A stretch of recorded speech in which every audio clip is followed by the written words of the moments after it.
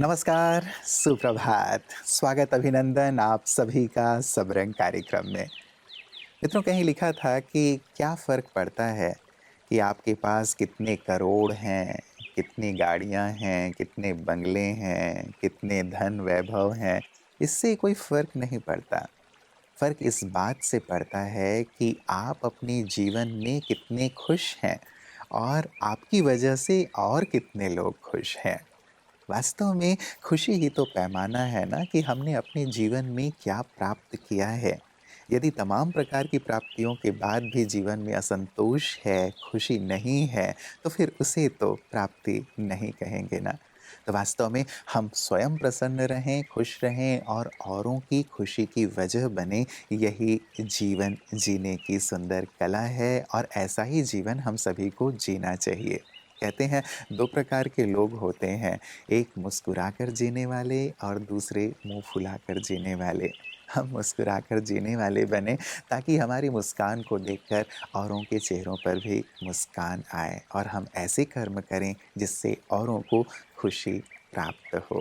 तो आइए सभी को खुशी प्रदान करने और साथ ही हमेशा प्रसन्न रहने, खुश रहने के संकल्प के साथ चलते हैं आज के सुवाक्य की ओर।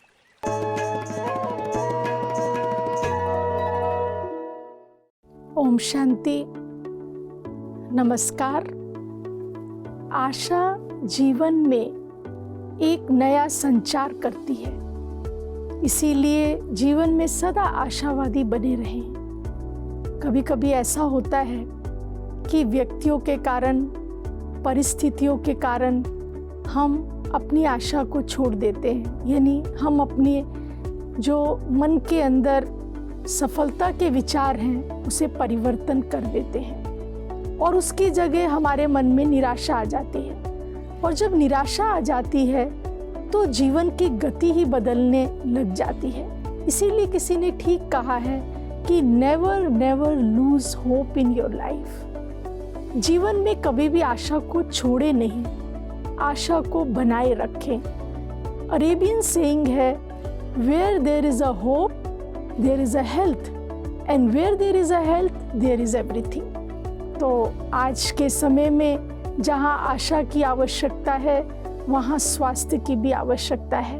तो जब हम आशावान बने रहते हैं तो हमारा स्वास्थ्य भी अच्छा रहता है। तो आइए प्रतिदिन दिन की जब शुरुआत करें तो हमेशा याद रखें कि हमें अपने जीवन में आशा को कभी नहीं छोड़ना है और सुबह उठकर अपने मन में यही संकल्प दोहराएं कि मैं आशावान हूँ, मैं सफल हूँ। ओम शांति। मित्रों प्रति रात्रि जब हम सोने के लिए जाते हैं तो ये तय नहीं है कि हम अगली सुबह आंखें खोलेंगे या नहीं खोलेंगे, लेकिन इसके बावजूद हम अलार्म ज़रूर लगाते हैं। इसे कहते हैं विश्वास, इसे कहते हैं उम्मीद और इसी विश्वास के आधार पर ही जीवन आगे बढ़ता है। हम अपने जीवन में ये विश्वास ज़रूर रखें कि हमने जीवन में जो लक्ष्य तय किया है उसे हम हासिल ज़रूर करेंगे, उसे प्राप्त ज़रूर करेंगे। उतार चढ़ाव कितने भी क्यों ना आएँ, लेकिन अपने विश्वास के दिए को जलाए रखें, उम्मीद के दामन को थामे रखें तो निश्चित रूप से वो लक्ष्य हमें प्राप्त होता है। कई बार हमारी खुशी और प्रसन्नता को छीनने के कारण ये भी बन जाते हैं कि हम अपने आप को लक्ष्य से दूर महसूस कर रहे होते हैं या हमें वो प्राप्ति दिखाई नहीं दे रही होती है। मित्रों सतत आगे बढ़ते रहें उम्मीद के साथ, विश्वास के साथ, तो आपकी खुशी भी बनी रहेगी और लक्ष्य भी आपको अवश्य प्राप्त होगा। और जितने आप खुश रहेंगे उतने ही तंदुरुस्त भी रहेंगे और यही हमारी कामना रहती है हमेशा। इसीलिए आपके लिए प्रतिदिन लेकर आते हैं आपकी सेहत आपके हाथ।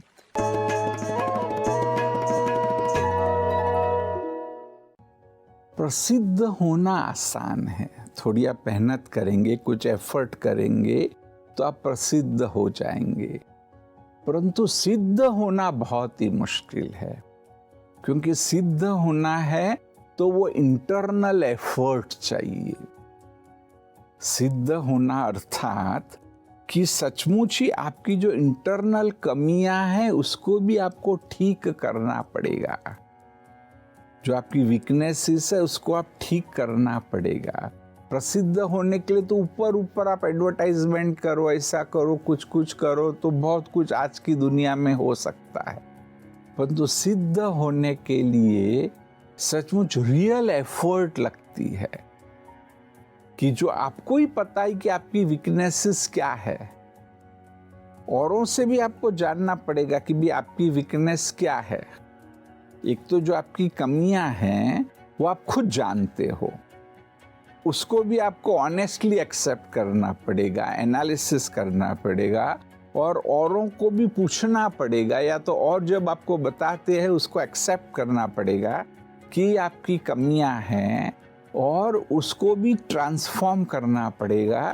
तब आप सचमुच सिद्ध बनेंगे। तो सिद्ध बनना वो सचमुच बहुत बड़ी मेहनत है, और अगर पुरुषार्थ करना है तो उस पर पुरुषार्थ करिए, क्योंकि सिद्ध बनने का पुरुषार्थ करेंगे तो एक तो आप इंटरनल खुश होंगे, और उससे जो आपके अच्छे संस्कार बनेंगे वो इस जन्म में तो आपको मदद करेंगे, परंतु आने वाले अनेक जन्मों में भी वह आपको मदद रूप होंगे। नमस्कार। मित्रों, सभी धर्म एक स्वर में इस बात को स्वीकार करते हैं कि दूसरों को दुख पहुंचाने से बड़ा पाप कुछ नहीं है, और दूसरों को सुख देने से बड़ा कोई धर्म नहीं है। इसीलिए हमेशा परोपकार में लगे रहें, औरों का कल्याण करते रहें, औरों को सुख देते रहें, खुशियाँ प्रदान करते रहें। वास्तव में यही तो जीवन है, और यदि सभी ये करने लगें तो संसार कितना ही खुशहाल हो जाएगा। कहीं कोई दुख, दर्द या तकलीफ नहीं रहेगी। लेकिन इसका आधार है आध्यात्म, जो हमें ये प्रेरणा देता है कि हम सबको सुख प्रदान करें, धर्म के पथ पर चलें। ऐसे ही धर्म के पथ पर अपने जीवन को चलाने वाले, आध्यात्म की रोशनी सभी को प्रदान करने वाले आदरणीय राजयोगी विश्व किशोर भाऊ का आज स्मृति दिवस है। वो प्रजापिता ब्रह्मा कुमारी ईश्वरीय विश्वविद्यालय के वो आधार स्तंभ थे जिन्होंने इस विश्वविद्यालय को ऊंचाइयों तक पहुंचाने में अपने संपूर्ण जीवन की आहुति दे दी। इन्होंने अपना संपूर्ण जीवन मानवता की सेवा अर्थ समर्पित कर दिया। इनका एक एक पल सभी की सेवाओं में ईश्वर का संदेश देने में लगा। उन्होंने सबको सुख प्रदान करते हुए यही सीख दी, यही प्रेरणा दी कि मानवता यही है कि सबको सुख दो, सबका कल्याण करो, सबको ईश्वर से जोड़ो। आइए आज उनके स्मृति दिवस में महकती यादों में उनकी जीवन की सुंदर झलकियों से हम भी प्रेरित हों।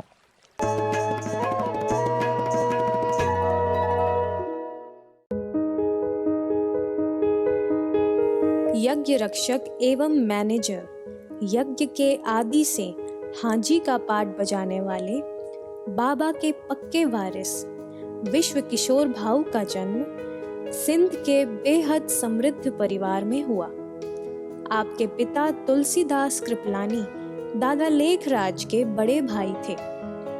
इस रिश्ते से आप बाबा के भतीजे थे। आपके लौकिक पिता के शरीर छोड़ने के बाद से बाबा ने आपकी परवरिश की थी। आप कोलकाता के सबसे नामी ग्रामी और प्रसिद्ध बिजनेस सेंटर न्यू मार्केट में बाबा के साथ उनके हीरे जवाहरात के धंधे में कार्य करते थे। 1938 में आपने अपना संपूर्ण जीवन ईश्वरीय यज्ञ में समर्पित कर दिया और अपना बिजनेस समेटकर कोलकाता से कराची चले गए।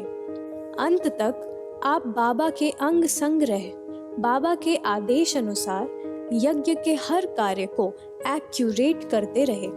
आप यज्ञ के प्रबंधक होते हुए भी सदा खुद को ईश्वरीय सेवक समझते थे। पत्र व्यवहार में भी ईश्वरीय सेवक लिखकर हस्ताक्षर किया करते थे। आपका मम्मा बाबा तथा समस्त यज्ञ परिवार से बहुत स्नेह था। आप यज्ञ वत्सों को अपनी सेवा के द्वारा सदा हड्डी सुख प्रदान करते थे। 1968 में आपने अपने पुराने देह का त्याग किया। दादी प्रकाशमणि तथा आपकी युगल संतरी दादी द्वारा मुंबई में ही आपका अंतिम संस्कार किया गया। ऐसे निश्चय बुद्धि, त्याग वृत्ति वाले, वफादार, बाबा के अनन्य श्रेष्ठ चरित्रवान बच्चे, विश्व किशोर भाव के महान जीवन से हम सदा ही प्रेरित होते रहेंगे।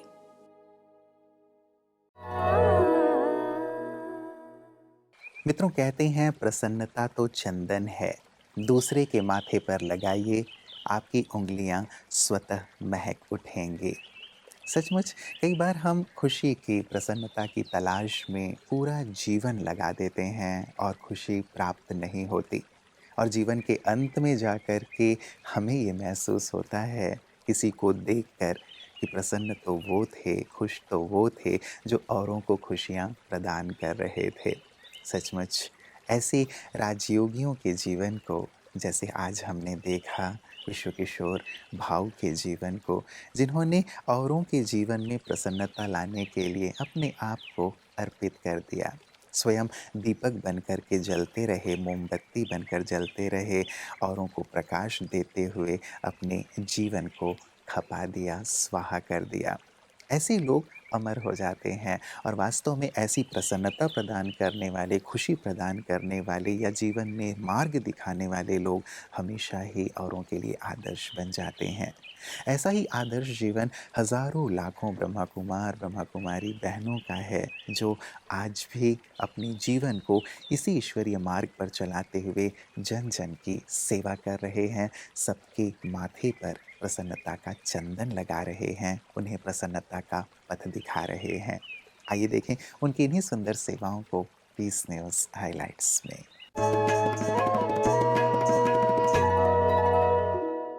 ब्रह्मा कुमारीज अपने हर सेवा केंद्र पर 88वीं शिव जयंती बहुत उमंग उत्साह से मना रही है। इसी उपलक्ष्य में ब्रह्मा कुमारीज बेंगलुरु द्वारा शिव जयंती का महत्व और आध्यात्मिक रहस्य नगरवासियों को समझाने हेतु जेपी नगर 5th फेज में स्थित श्री शिव बालयोगी आश्रम के प्रवेश द्वार पर सहस्त्र शिवलिंग दर्शन और आध्यात्मिक प्रदर्शनी का एक सुंदर कार्यक्रम का आयोजित किया गया। इस कार्यक्रम में बी के बहन सूर्य प्रभा और अन्य बी के भाई तथा बहनें शामिल थे, जिसमें 88 मोमबत्तियां जलाई गई और ध्वजारोहण तथा केक कटिंग भी किया गया। श्री शिव बालायोगी आश्रम के अध्यक्ष भ्राता रामबाबू भाई जी को ब्रह्मा कुमारी सेवा केंद्र की ओर से ईश्वरीय उपहार दिया गया। नगरवासियों और भक्त जनों ने अधिक से अधिक संख्या में आकर इस कार्यक्रम का लाभ उठाया।